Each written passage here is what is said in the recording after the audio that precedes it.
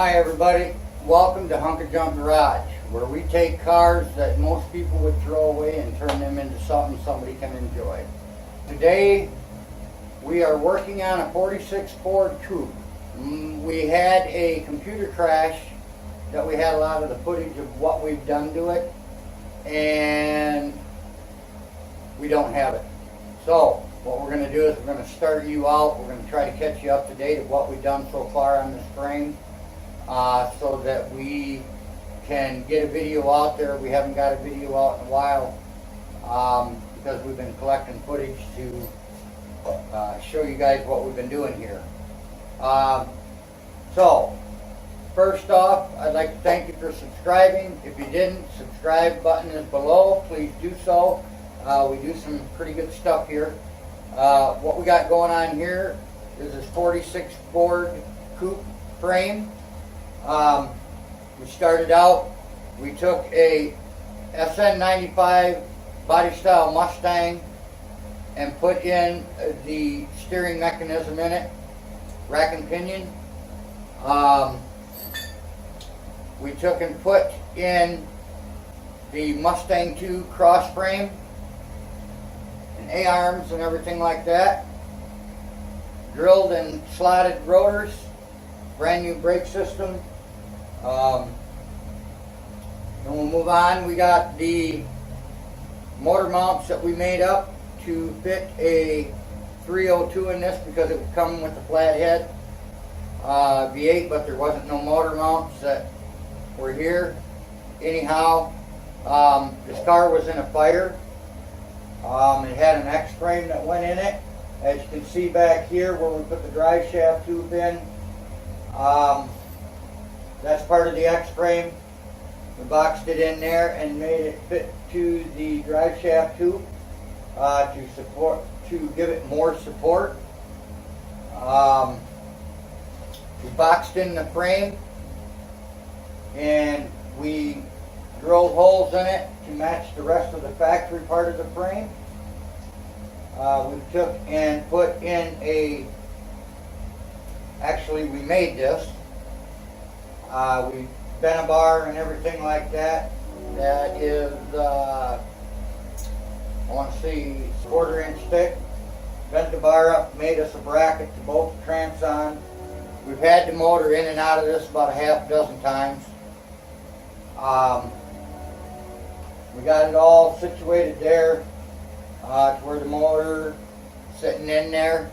The motor, what we got, we have a 302 built up, and we just got done building up, and wish we could have showed you the footage of that. This thing is actually a 347 stroker. Dual quads on it. Aluminum intake. We got the high-tech distributor, or the coil. The distributor is the standard. Got your points in it and stuff like that. We kind of wanted to keep it old school looking. We took and have Mustang, new age Mustang factory rims for the front. We got some that look like them that fit the back. We got 17s on the front, 18s on the back. I can't think of it. I think they're 25 wide or 25 by 18 by. Anyways, they're about a 12-inch wide rim. We have a Ford 9-inch in it.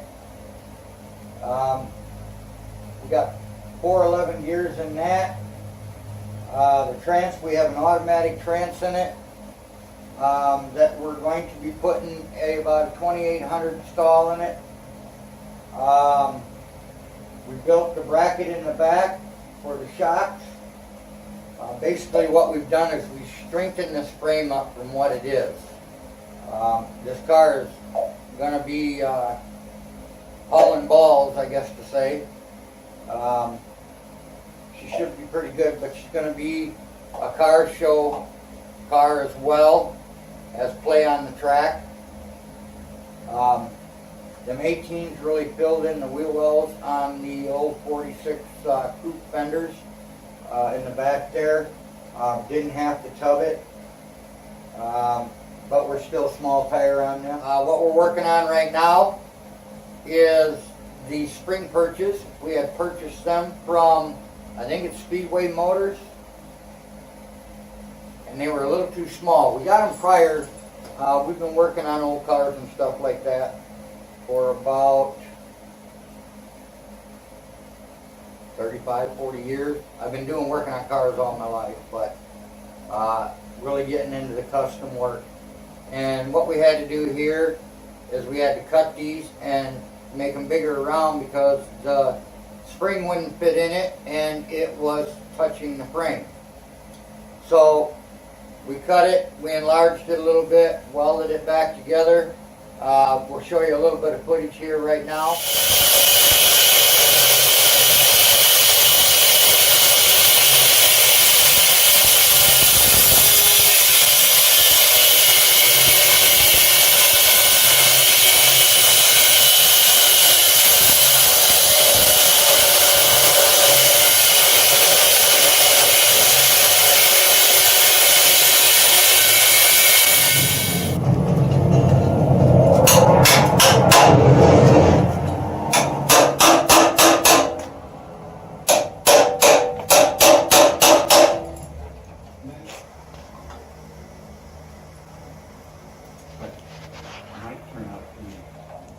Should have called them up and made them send me a new one.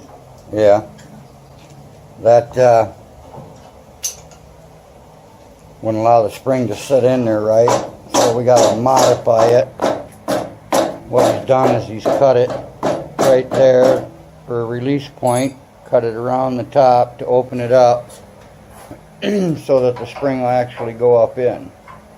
There, that looks like it fits a little bit better.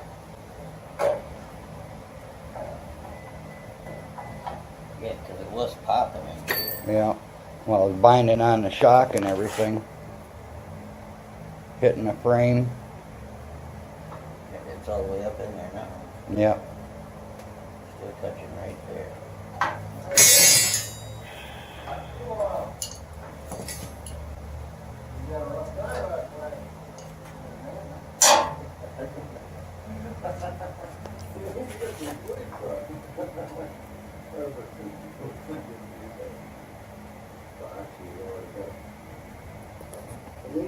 I believe that'll do it.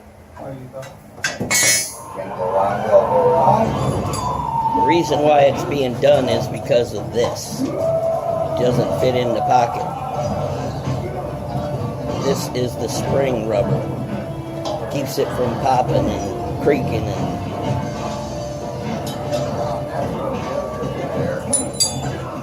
this is I bought several of these through the Speedway catalog, and the last two have come this way where the spring didn't even fit up in it. Yeah. The thing I think they changed from to somebody else. I think they got somebody else making them instead of. Yeah. The first couple I got, they were perfect. But these last couple, they're just not worth buying. You spend more time fixing it than you do enjoying it. Alright, watch your eyes.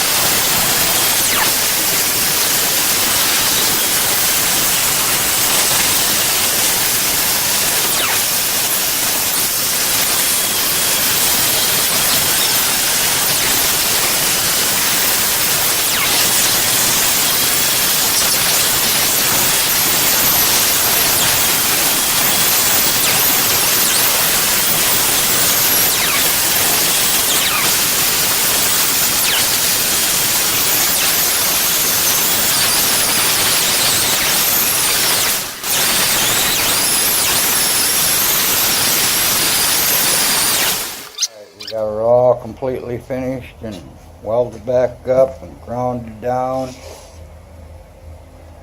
Looks like brand new again. Extended her out about a half an inch.